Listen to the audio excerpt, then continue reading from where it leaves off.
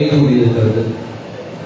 இந்த வெற்றியை சாத்தியப்படுத்திய இந்த களத்தின் மைய நாயகர் மாண்புமிகு வேளாண் துறை அமைச்சர், இந்த மண்ணின் பாதுகாவலர், நல்லிணக்க நாயகர் மரியாதைக்குரிய அண்ணன் அவர்களே, இந்த நிகழ்விலே தமிழ் சமூகத்தின் ஏற்பை பெற்று காலம் மாறியிருக்கிறது என்பதை உணர்த்தக்கூடிய வகையில் மூன்றாவது முறையாக வெற்றி பெற்று நாடாளுமன்ற உறுப்பினராக பொறுப்பேற்றிருக்கிற தமிழ் சமூகத்தின் மனசாட்சி எழுச்சி பெற்ற மரியாதைக்குரிய தலைவர் திருமாவளவன், இந்த மாபெரும் வெற்றியை சாத்தியப்படுத்துகிற களத்தில் பேரறிஞர் அண்ணா வகுத்து தந்த கடமை, கண்ணியம், கட்டுப்பாடு என்கிற மூன்று சொல்லுக்கும் இலக்கணமாக களத்தில் பணியாற்றிய திராவிட முன்னேற்ற கழகத்தினுடைய பொருளாளர், சேர்மன், எங்கள் இதயம் நிறைந்த இடவல் எதிர்வர்கள்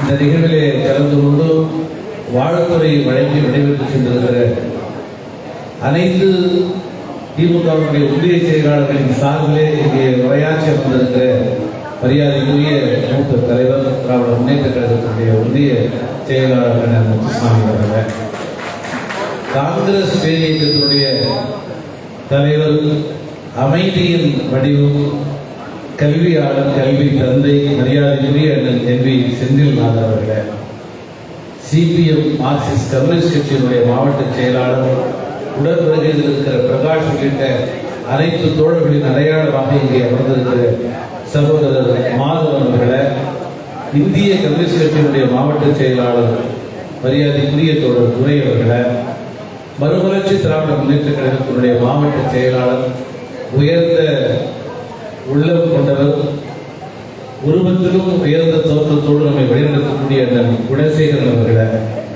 மரியாதைக்குரிய அண்ணன் எம்எஸ்கே என்று அழைக்கப்படுகிற மறுமலர்ச்சி திராவிட முன்னேற்ற கழகத்தினுடைய மூத்த தலைவர்களில் ஒருவரான அண்ணன் அவர்களே, தலைமை நிலைய செயலாளர், சமூக நல்லிணக்கத்தையே தனது வாழ்வு மூச்சாக கொண்டிருக்கிற இளம்பெயர் புரட்சி பெயரண்ணன் வேல்முருகன் அவர்களது தலைமையேற்று களமாடி கொண்டிருக்கிற தமிழக வாழ்வுரிமை கட்சியின் தலைமை நிலைய செயலாளர் கண்ணன் கண்ணன் அவர்களே, மனிதநேய மக்கள் கட்சியினுடைய மாவட்ட தலைவர், லால்பேட்டை பேரூராட்சி மன்ற தலைவர், மரியாதைக்குரிய சகோதரர் முகமது ஆரிஸ் அவர்களே, மக்கள் நீதி மையத்தினுடைய மாவட்ட தலைவர் அன்பு இளவல் தங்க விக்ரம் அவர்களே, மனிதநேய ஜனநாயக கட்சியினுடைய மாவட்ட செயலாளர் முகமது ஜாகிர் அவர்களே, மூவேந்தர் முன்னேற்ற கழகம் பொறுப்பாளர் அன்பு இளவல் இளையராஜா அவர்களே, திராவிடர் கழகத்தினுடைய மூத்த பொறுப்பாளர் மரியாதைக்குரிய பெரியார் தாஸ் அவர்களே, இந்த அவையில் அமர்ந்திருக்கிற சான்றோர் அவர்களே, விடுதலை சிறுத்தைகளின் நாடாளுமன்ற தேர்தல் பொறுப்பாளர் சூகா விடுதலை செயலர் அவர்களே, முதன்மை செயலாளர் எங்களை எல்லாம் வழிநடத்திய அன்பு சகோதரர் ஏசி பாவரஸ் அவர்களே, அன்பு இளவல் மணவாளன் உள்ளிட்ட இயக்கத்தின் முன்னணி பொறுப்பாளர்களே, வருகை இருக்கிற நண்பர்களே, உங்கள் அனைவருக்கும் என்னுடைய பணிவான வணக்கத்தை தெரிவித்துக் கொள்கிறேன். மனம் நிறைந்து, நெஞ்சம் நிறைந்து, நன்றி பெருக்கால் கண்ணீர் மல்க உங்கள் அனைவரின் காலடிகளையும் கொண்டு என்னுடைய நன்றியை நான் பதிவு செய்து கொள்கிறேன்.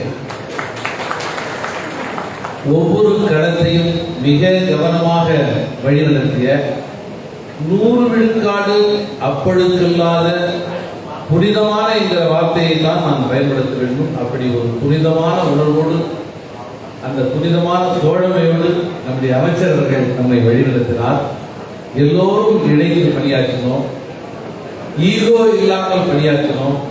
உங்கள் எல்லோரையும் நேரில் சந்தித்து, ஒவ்வொருவரையும் சந்தித்து, வேட்பாளர்கள் முறையில பார்த்து சொல்லுகிற அவகாசம் இல்லாமல் போனாலும் கூட இந்தியா கூட்டணி வெல்ல வேண்டும், திராவிட முன்னேற்ற கழகத்தினுடைய தலைமையில மாண்புமை முதல்வர் சொன்னதை போல 40க்கு 40 வெல்ல வேண்டும் என்ற அடிப்படையில் பணியாற்றினோம்.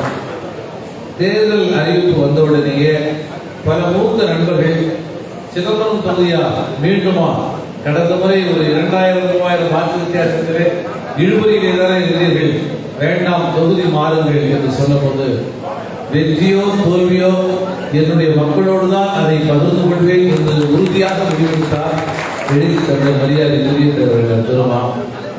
இந்த தகவலை முதல் முறையாக கலந்து பேசி இறுதி முடிவெடுக்க வேண்டிய இடத்திலே இருக்கிறவர் மாவட்ட கழக செயலாளராக அமைச்சராக இருக்கிற வெளியிடக்கூடிய மரியாதைக்குரிய தேவி அவர்கள். அவரிடத்திலே முதல் தகவலை என்று சொன்னபோது அவர் விடுத்த முதல் வார்த்தை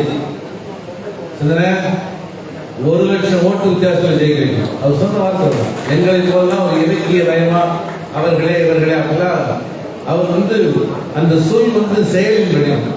அந்த உணர்வோடு 1,00,000 ஓட்டு வித்தியாசத்தில் ஜெயிக்க வைக்கணும்னு சொன்னாரு. அப்படியே சொல்லி அதே போலவே இந்த களத்துல 3000 ஓட்டுக்கு நம்ம இழுபறியாக இந்த கடந்த காலத்தை அப்படியே மாற்றி 1,00,000 வாக்கு வித்தியாசத்துல வெற்றி பெறதுக்காக நன்றி சொல்றதுன்னு யாரும் பேசக்கூடாது. வேற யாரும் பேச வேண்டாம். நான் பேசுறேன்னு சொல்லிட்டு நீங்க போய் உட்காருக்கா என்ன அனுப்பாரு. ஏன் நான் சொல்றது கரெக்ட் தான். நன்றி சொல்றது ஆரம்பிச்சா யாரு பேர பண்றது யார் பேர சொல்றது அப்படிங்கிற ஒரு பிரச்சனை வரும். எல்லாருடைய பேரையும் சொல்லணும், மனசுல இருக்கிற எல்லாத்தையும் கொண்டு வரணும். அப்ப அந்த நன்றியை எதிர்காலத்துல செயல்படுத்துங்க அப்படின்னு தான் எங்க பாண்டியண்ணனுடைய கல்யாணத்துல அவங்க வீட்டு கல்யாணத்துல பேசும்போது அண்ணா சொன்னாங்க, உங்களுக்கும் அந்த இதை வெளிப்படுத்த வேண்டிய கடமை இருக்கு அப்படின்னு சொன்னாங்க. நான் கட்சியினுடைய பொதுச் செயலாளராக சொல்ல விரும்புகிறேன், எழுச்சி தமிழருடைய வளர்ப்பாக சொல்ல விரும்புகிறேன். உயிர் உள்ளவரை இந்த நன்றியை மறக்க மாட்டோம். நிச்சயமாக ஒரு சமூக நல்லிணக்கத்தை பாதுகாக்கக்கூடிய வகையில சமூக நீதிக்கான பாதையில உங்களோடு இணைந்து நிற்போம் என அத்தனை தோழமை கட்சிகளுக்கும் என்னுடைய அன்பை நன்றியை பகிர்ந்து கொண்டு எல்லோருக்கும் நான் மன்னிப்பும் கேட்டுக்கிறேன். யாரையாவது நாம் பேர் சொல்லாமல் இருக்கலாம், உரிய மரியாதை கொடுக்காமல் இருக்கலாம். அந்த நேரத்தில் அவசரத்தில் சரியா உங்களுக்கு கொடுக்க வேண்டிய ஒரு கண்ணியத்தை அந்த ஒரு அவசர சூழல் காரணமா அது ஒரு மிஸ் ஆயிருக்கலாம். அப்படி செஞ்சிருந்தா அது சிறு பிள்ளைகள் இப்ப தேர்தல் களத்துல அவங்க கொஞ்சம் மெச்சூர்டா இல்லை, அனுபவமா இல்லை, அதனால அவங்க அப்படி பண்ணிட்டாங்க அப்படின்னு நீங்க நினைச்சிட்டு பொறுத்து கொள்ளணும். மற்றபடி என்னுடைய இதயம் நிறைந்த நன்றியை, மனம் நிறைந்த நன்றியை நான் காடியை இருக்கிறேன். எல்லாரும் பேசணும், எல்லா தோழமை கட்சியும் பேசணுன்றது தலைவர் இருக்கோம். இருந்தாலும் இன்னைக்கு ரொம்ப ஷார்ட்டாக இருக்கும். இந்த நிகழ்ச்சி மட்டுமே ஒரு நிகழ்ச்சி இல்லை, தொடர்ந்து நிச்சயமாக தலைவர் வருவார். அது எதனாலன்னா கடந்த முறை அந்த அவசியம் இருந்தது, வரும்போதே பைக்ல அந்த முறை அப்படி இருக்காது. அதனால ஒவ்வொரு முறை வருகிற போதும் நம்ம எல்லா தலைவரும் பேசுவோம். நம்முடைய மேடையில் இருக்கிற ஒட்டுமொத்த தலைவர்களுடைய ஒரு மனசாட்சியாய் நம்மை வெளியெடுத்துக் கொண்டிருக்கிற மாண்புமிகு அமைச்சர்கள் நிறைவாக நம்மிடத்திலே பேச வேண்டும் என்பது எல்லாருடைய அவா. அந்த அடிப்படையில் உங்கள் அனைவருக்கும் என்னுடைய மனம் நிறைந்த நன்றியை மீண்டும் மீண்டும் காணிக்கையாக்கி விடைபெறுகிறேன். நன்றி.